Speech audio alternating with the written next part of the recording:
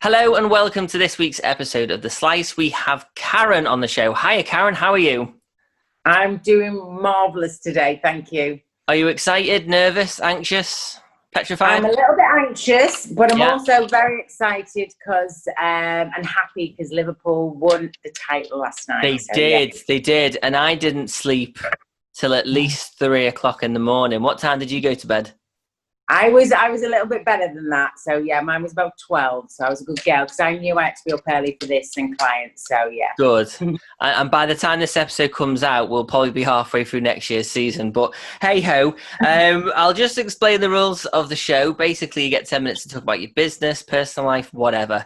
After the 10 minutes, we stop the conversation. How does that sound? That sounds excellent. Thank you. Good stuff. Are you ready for me to start the timer? I am, yes. Good stuff. Right, so your timer has started. So first of all, Karen, for anybody that doesn't know who you are, tell us a little bit about yourself. Okay, yeah, hi. Thank you, Michael. I'm Karen Spilsbury, and I am a hypnotherapist and psychotherapist, and I run Serenity Hypnotherapy and Counselling. I got into this several years ago after I had difficult times in my life and I needed support, and it was kind of a career change. It's what can I do? And I had inspiration from other people who helped me. So I enrolled on a course, and that's led me to where I am today. So I feel very privileged today that I'm able to help other people who are not only just in difficult times, but people who just want to make positive changes. It doesn't all have to be doom and gloom. It can be people who want to enhance their life and make positive lifestyle changes. So that's kind of where I'm at. But yes, it's hypnotherapy and psychotherapy that I offer. You're not currently hypnotizing me, are you? I'm not going to hand over loads of money after this episode, am I? Because I've got none, by the way. That would be telling. Oh, right, okay. I guess I just have to wait and see, won't I? You will. So how did you get into all that? Like, where did all this this kind of change in yourself come from? Well, it was more personal circumstances, and I was going through a tough time in my own life. I used to work with my husband, and unfortunately we split. So my career was, it was kind of like, what am I going to do now? And I had to access some therapy. And then I thought, oh, that could be something that I could get into. I enrolled on a course. First year of that was hypnotherapy, and I took to it like a duck to water. Yeah. I really, really loved that it was such a natural therapy, but it could offer people quick, long-lasting changes. If people engage, they can really get those changes a lot quicker even than talking therapy. So the hypnotherapy side was the first year of my course, and it wasn't what I initially was looking to do. But like I say, I took to it like a duck to water, and I've never looked back since. I'm literally a sponge with courses and continual professional development, just trying to learn more new skills and better ways to help people. So that's kind of what led me on the path. And yeah, I just love it. I absolutely love it. Good, and that just goes to show that you're in the right place in terms of where you're at, within yourself, really. In terms of the people that you obviously come across, the people that you work with, how many people are actually negative in general? None, because None at all. people when they come to see me, they've already made the change, the decision, the conscious decision that they want to make that change, and that's quite key with hypnotherapy, because a lot of people have watched what they see on TV, which is stage hypnosis or street hypnosis, and although it's still hypnosis, it's very different from hypnosis in a therapeutic setting. So when people come to see me, they say, "Oh, are you gonna have me clucking like a chicken?" I said, I can if you want me to. But it's certainly not like that in a therapeutic setting. So they've made a decision that they want to make a change. I'm the facilitator to that change. They still have to engage in the process. So it's not like I wave a magic wand and suddenly they're cured. They have to, there's a saying we have in hypnosis where all hypnosis is self-hypnosis.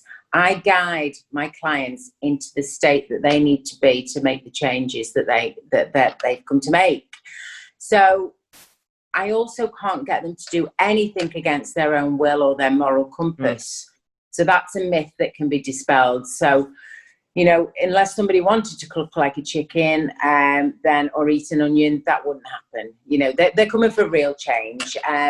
So the half of the battle is already done, because the conscious mind wants that change, and then all we have to do is induce hypnosis, and we align the subconscious beliefs with what the conscious mind has already decided as well.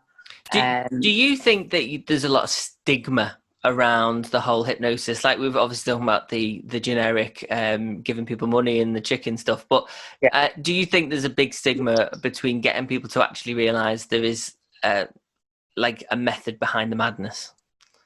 There absolutely is, and again, because it's not used widely by the NHS at the moment. I think it's more because the results are less tangible in terms of recording those results. So NICE guidelines say that hypnosis is a great treatment for IBS, but that's about the only one that's out there at the moment that's, yes, this tick works for this. But I think increasingly the world of hypnotherapy is expanding. People are realizing that it's out there. It's very, very effective. And, you know, I'm a psychotherapist as well. So I do talking therapy. And quite often I think to myself, if I'm in that role, I think, wow, I could do that change quite quickly in 2 sessions versus however many with talking therapy. So I think we're breaking down walls, shall we say, and that people are starting to take notice more and more that it's a real alternative to making that positive change, when previously it's been sort of neglected or forgotten that it's there as an option. And I would hope in years to come that the likes of the NHS might start to offer it on a more sort of regular basis. I think attitudes are changing. I think a lot more people are becoming spiritual. A lot more people. I did my first yoga class last night. That was quite cool. I was in the garden. The breeze was blowing. I did my OMS. I tell you what, I wish I did when I was 16. I tell you, I felt as fresh as a daisy. But I think with the age of the internet, a lot of people are opening up to a lot more things that are out there, things that maybe weren't so mainstream 10, 15 years ago. So I think the likes of what you're doing will only get more visibility as the years go on. How do you have you been embracing video with clients over this recent pandemic? Have you actually picked up a camera phone and done sessions? How's that all worked? It has actually. It's been a good thing and a bad thing in some ways. Obviously, it was a bad thing because everybody froze and panicked when lockdown came and business sort of went up to nothing.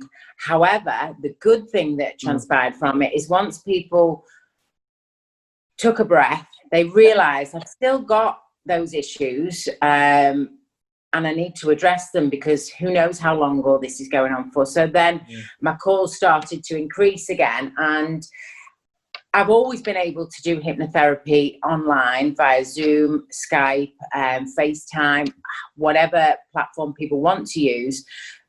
But I was kind of pushed into it. Not that I had any qualms about doing it, but I didn't have any clients that wanted to do it. So from lockdown, I've now been all the way through working using Zoom, and I've been doing quite complex hypnotherapy using parts therapy or regression, which is, we call it hypnoanalysis. And I've been doing all of that using Zoom with just as good results as face-to-face. So I think, and credit to the clients who've come to me and embraced it, doing it, via technology. But also I think for them, they're in the comfort of their own home. So there's definitely a place for it moving forward, especially when you've got clients with anxiety related problems. They're gonna reach that lovely state of hypnosis a lot easier in their own comfortable environment. So it's been, we can always turn the negatives into a positive, and that's definitely what I'd say has come out of lockdown for me. So do you think you're going to embrace video more as life returns to normal? Absolutely. I'm going to be promoting it just as much as face-to-face. Yeah. I think it will be whatever the client decides, I'll go with that. Do you feel that you've reached more people by having a digital image of yourself online, whereas maybe before you probably wouldn't have focused on it as much? Yeah, and I need to do more of it because, yes, I come across as very sort of confident, but when it comes to the live videos, I do shy away a little bit, and that's something, maybe I need to work on for myself, a bit of self-hypnosis perhaps. I was going to say, I mean, like surely there's got to be some perks where you can teach yourself a few things. I suppose it's probably harder, isn't it? It is. Well, not especially, because self-hypnosis is very, very simple. But I suppose it's like the electrician. It's like a busman's holiday, isn't it? The electrician needs all electrics doing in his own house. So, yeah, I need to work on that myself. Absolutely. Sounds very good. So in terms of, obviously, do you know what? There's your timer. You're done. How quick did that go? I went so quick. That scared me. It was I must have had the settings on a bit louder today because I actually made me jump a little bit. Have you enjoyed the show? I've loved the show. Thank you, Michael. No, it's my pleasure. Thank you so much for coming on. If anybody would like to watch any previous episodes, you can head over to youtube.com/Take the Cake Pro. If you'd like to see any of the latest episodes, then don't forget to hit the subscribe button. Thank you so much for watching, and I'll see you all soon.